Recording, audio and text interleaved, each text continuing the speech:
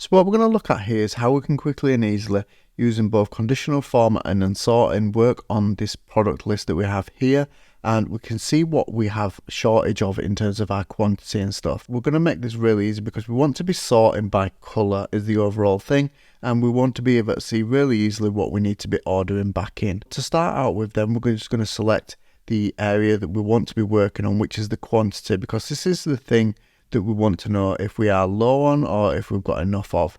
And from here we can click into the Home tab, and we want to be using this conditional formatting here. We want to highlight cell rules, and we can see that we want to say less than. So we want to know if anything is less than 10. And this is the cell value less than 10, and it's going to highlight this red, okay, and it's going to make the letters red as well, which is great for us. And we can see that we have 2 there. We can follow the same process again then, and we can go into this and we can say less than, say 15 now. So this will work on anything 14 or below. And we can see now that we're going to change this to yellow. So these are the things that we're kind of thinking, okay, these are getting close to what we need to order. And we can click OK.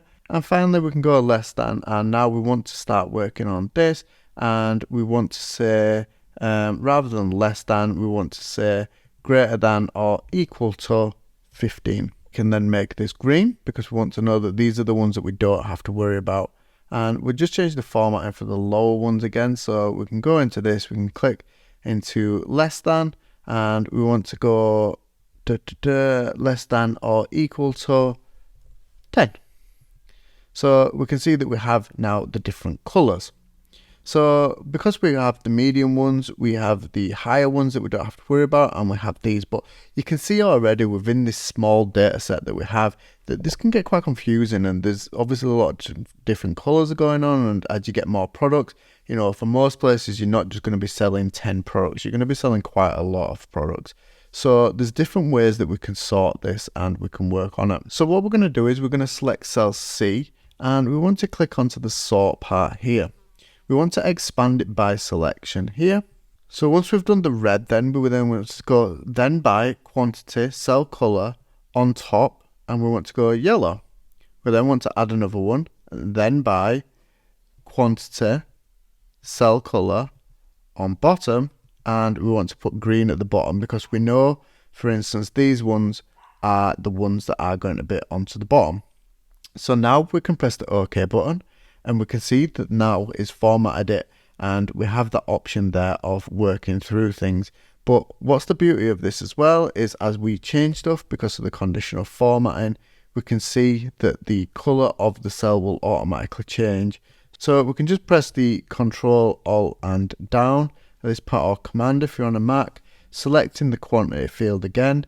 You'll be able to click up into the sort part there and just click into it, and now we can see that we'll just be able to really easily filter it again because it's kept the options that we wanted from before, and you just be able to move stuff around. So say we added another one there,